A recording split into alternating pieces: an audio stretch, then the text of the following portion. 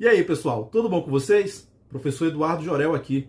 Vamos dar prosseguimento ao nosso curso de História Regional da Amazônia. Mas antes, um pequeno recadinho. Se você está gostando das nossas videoaulas, considere contribuir aqui com o nosso canal. Você pode fazer uma contribuição financeira através da chave Pix que está aparecendo aí no cantinho da sua tela.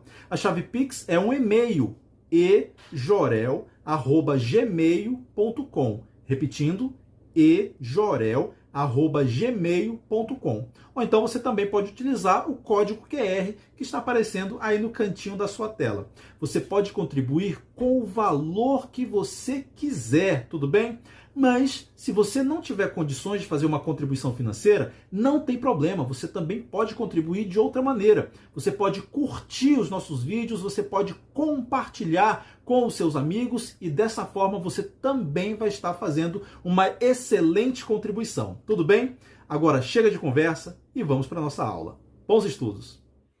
Então, damas e cavalheiros, seguindo o nosso curso de História Regional, Amazônia e Rondônia, professor Eduardo Jorel aqui. Não esqueça, se você puder, deixe a sua contribuição através da chave Pix, está aparecendo aí no cantinho da sua tela.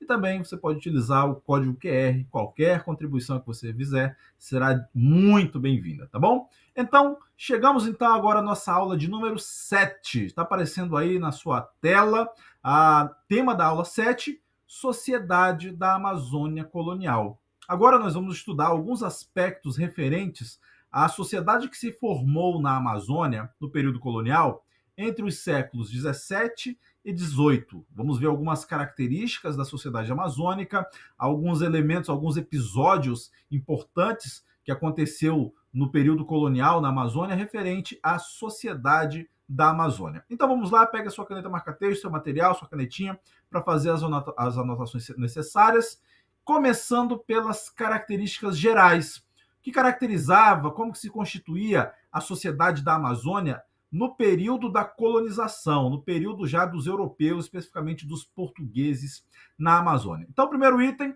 que diz aí na sua tela, a sociedade que se formou na Amazônia foi fruto das relações estabelecidas entre os europeus, notadamente os portugueses, mas não só os portugueses. Lembre-se que haviam portugueses, franceses, holandeses que estavam penetrando a Amazônia.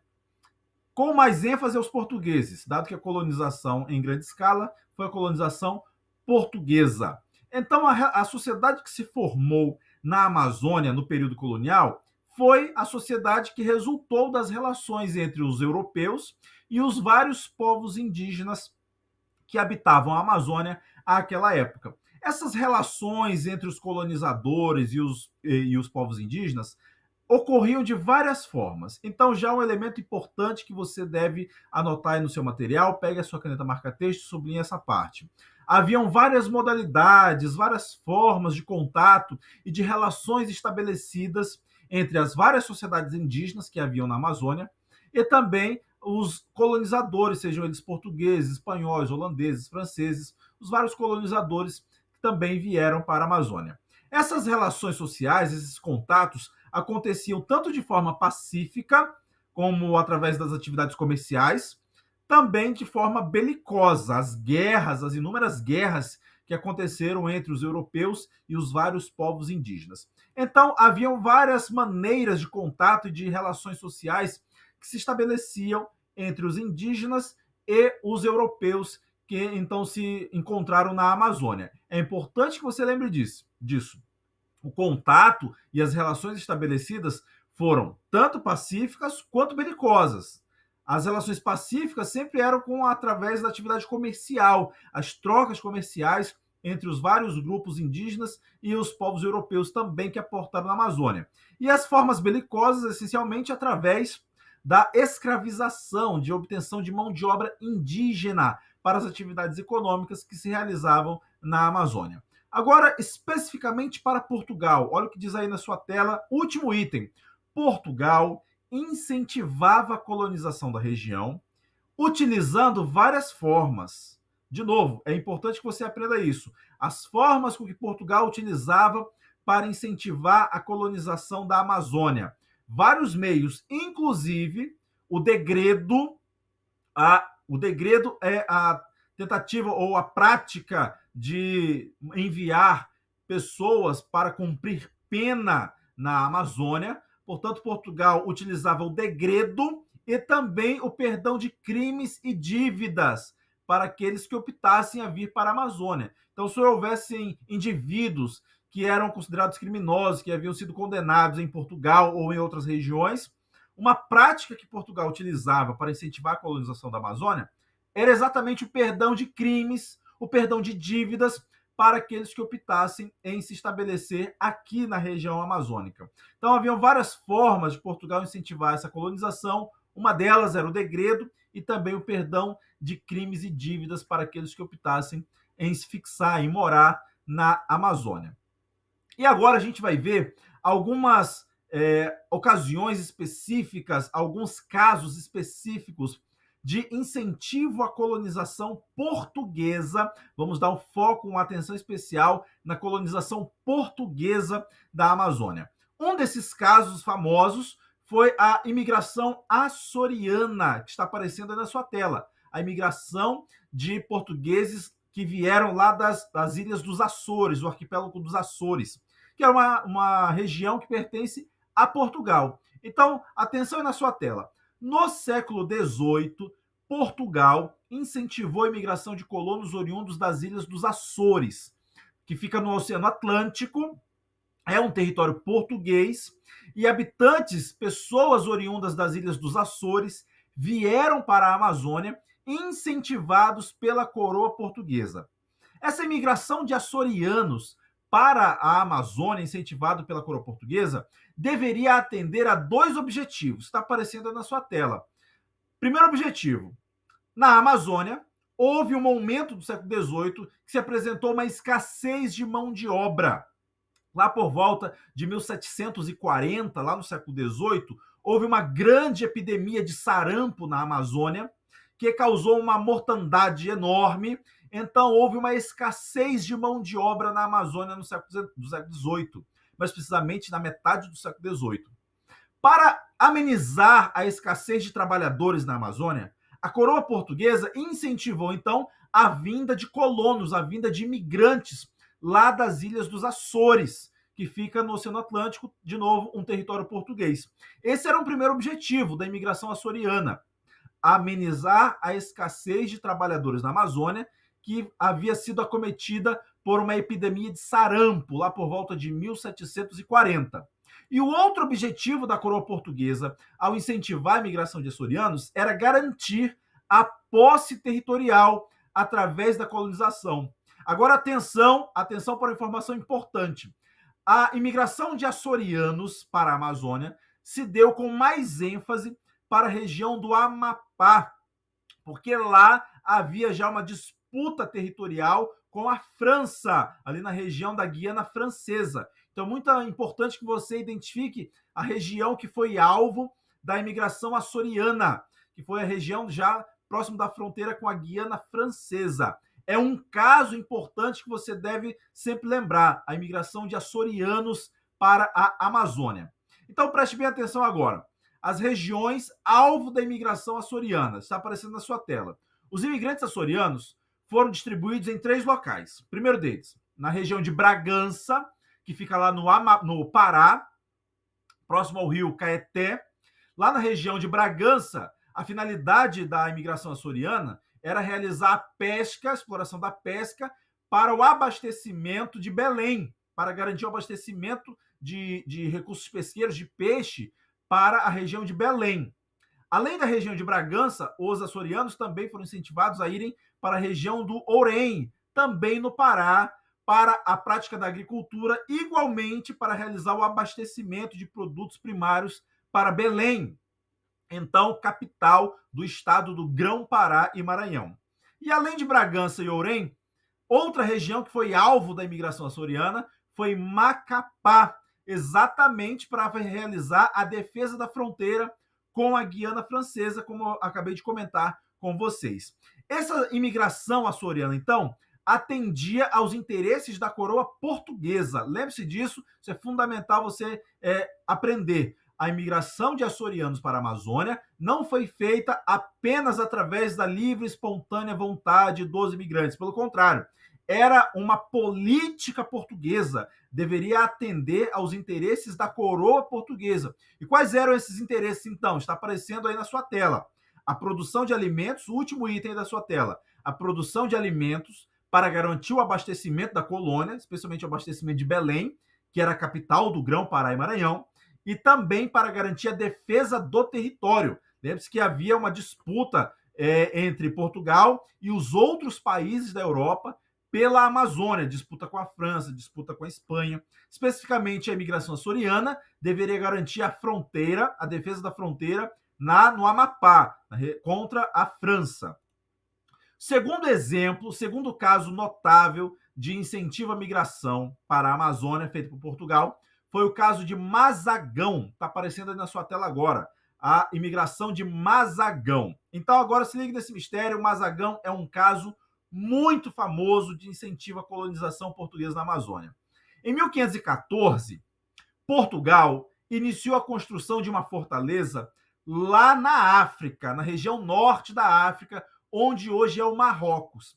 Essa fortaleza ficou conhecida como a Fortaleza de Mazagão. Então, agora, cuidado para não confundir.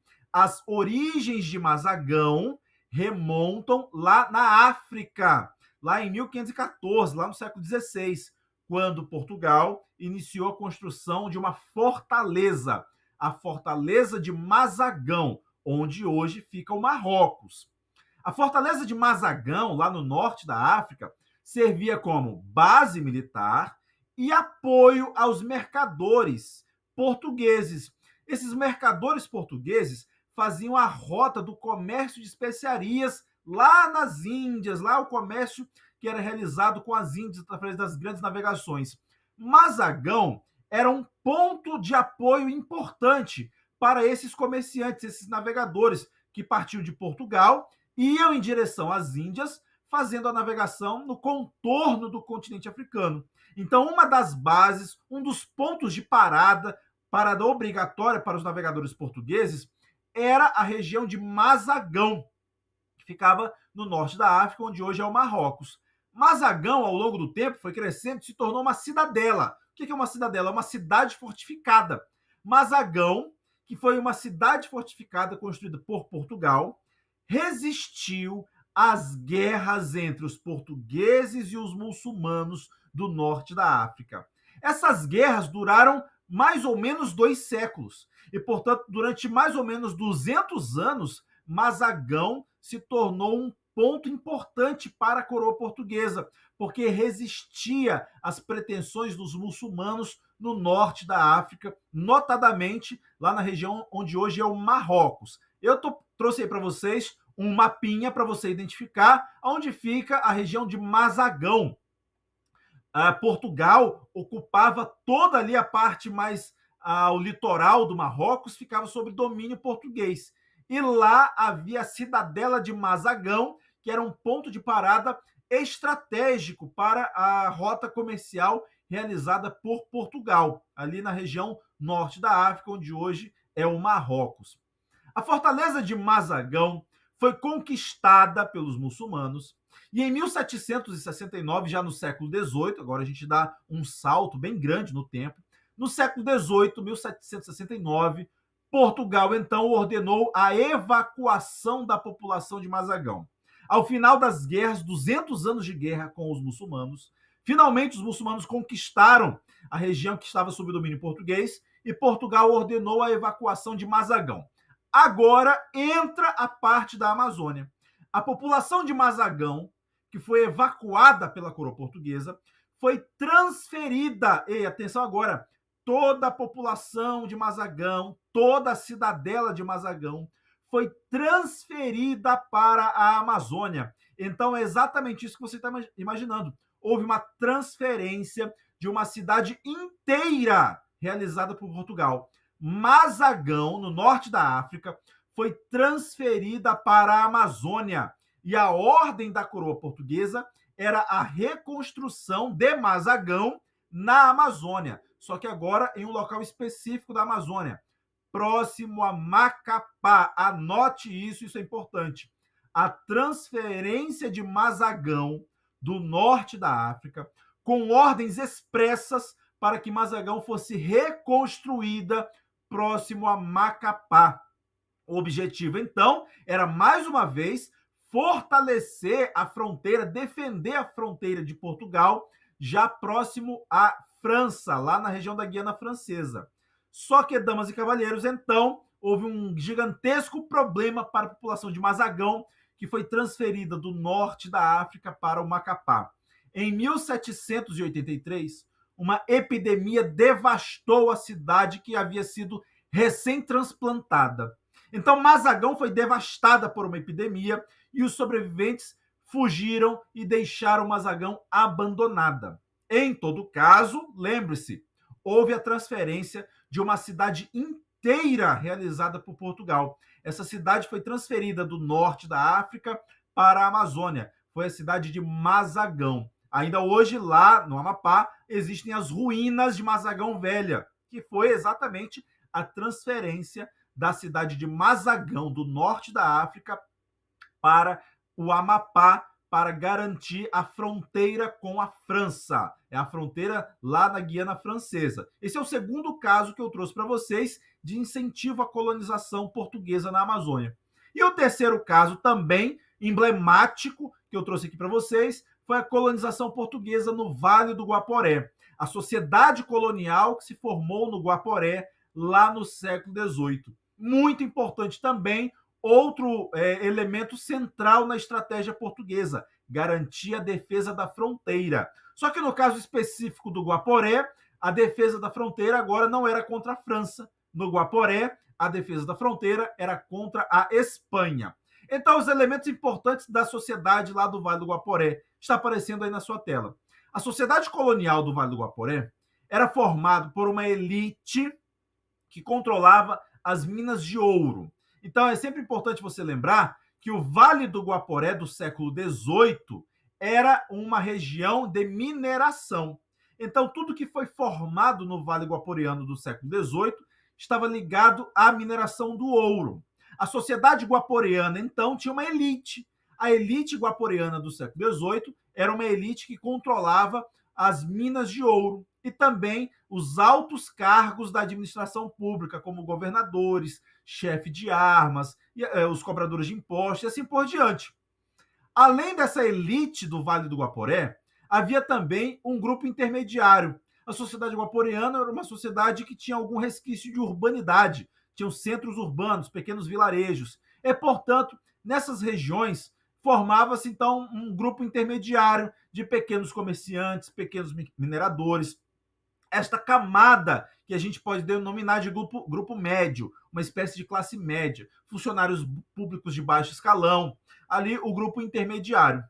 Além disso, a sociedade guaporeana também era formada por escravizados, que era a base da sociedade, as camadas mais baixas da sociedade do Vale do Guaporé no século XVIII. Havia os negros escravizados, que era a mão de obra predominante. Vamos relembrar isso que a gente já estudou em outras aulas.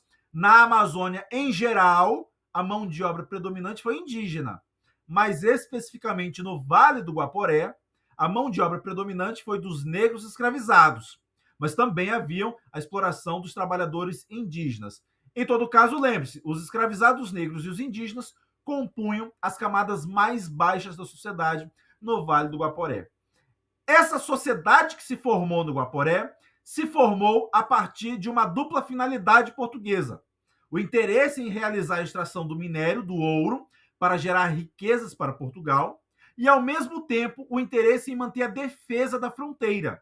Então, lembre-se dessa dupla finalidade da mineração no Guaporé e a defesa da fronteira contra as possíveis investidas espanholas.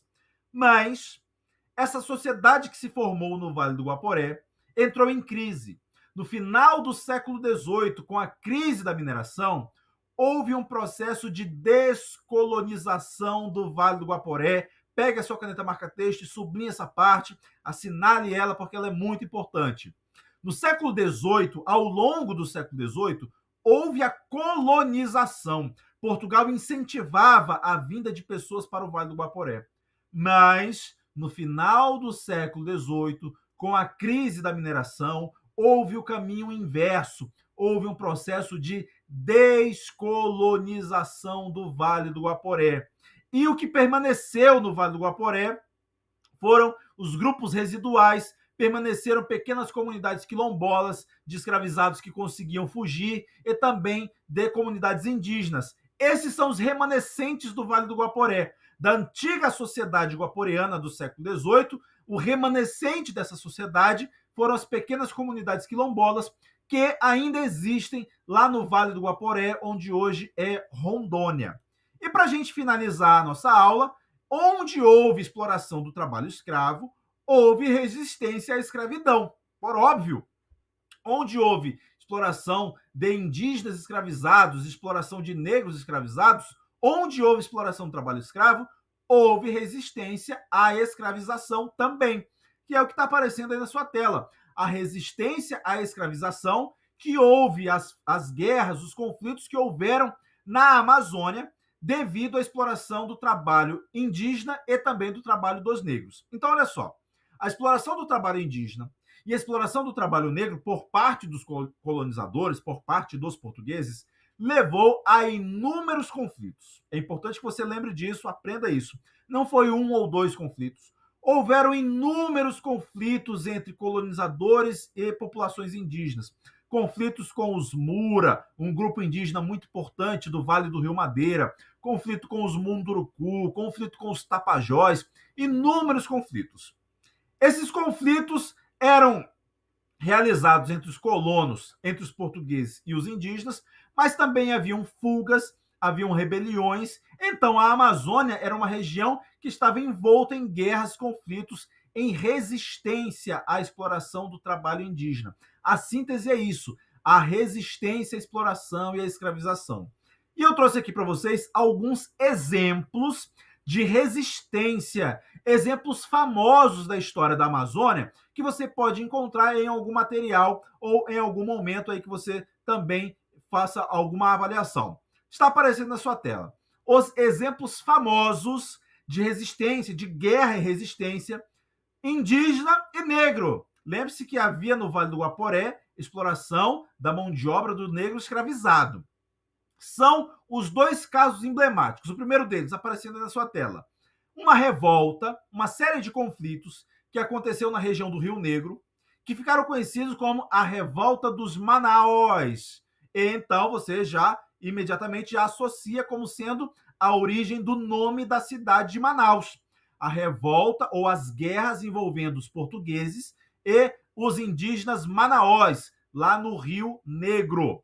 A Revolta dos Manaós foi uma série de guerras entre os indígenas manaós e os colonizadores portugueses. A mais famosa dessas revoltas foi liderada por Ajuricaba, lá na década de 1720, 1723. Ajuricaba, um guerreiro, um líder da sociedade manaó, conseguiu liderar uma revolta, foram reprimidos, os portugueses reprimiram a revolta de Ajuricaba e Ajuricaba entrou para a história como um símbolo de resistência dos indígenas contra a escravização realizada pelos portugueses. Então é um exemplo importante, a revolta dos manaós lideradas por Ajuricaba. E ao final, os manaós foram escravizados e Ajuricaba foi morto.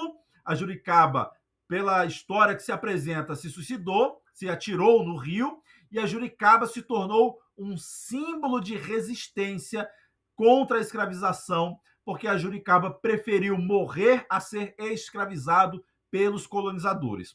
O segundo exemplo de resistência à escravização aconteceu no Vale do Rio Guaporé, também no século XVIII, último item que está aparecendo na sua tela, a formação do quilombo do Cariterê, um quilombo famoso que existiu no Vale do Guaporé, um símbolo da resistência dos escravizados negros, a resistência dos negros contra a escravização, o quilombo do Cariterê.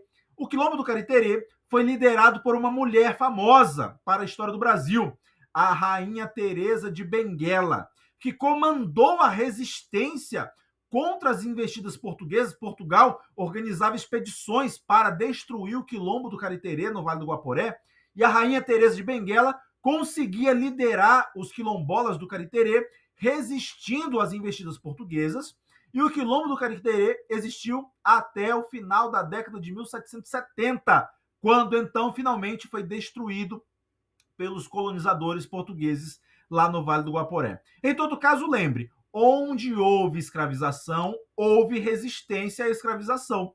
Na Amazônia, haviam inúmeras guerras contra a escravização. Os exemplos emblemáticos dessas resistências foram o caso da revolta dos Manaós, liderada por Ajuricaba, e no Vale do Guaporé, o caso do Quilombo do Cariterê, liderado pela rainha Teresa de Benguela, lá no Vale do Guaporé. Tá bom? Damas e cavalheiros, chegamos à nossa aula final da sociedade colonial que se formou na Amazônia. Muito obrigado pela sua atenção. Lembre-se, se você puder, deixe a sua contribuição através da chave Pix, está aparecendo aí na sua tela, e também do código QR. Curta os nossos vídeos, compartilhe com os seus amigos e assim também você estará fazendo uma excelente contribuição. Obrigado pela sua atenção e até a próxima aula. Tchau, pessoal!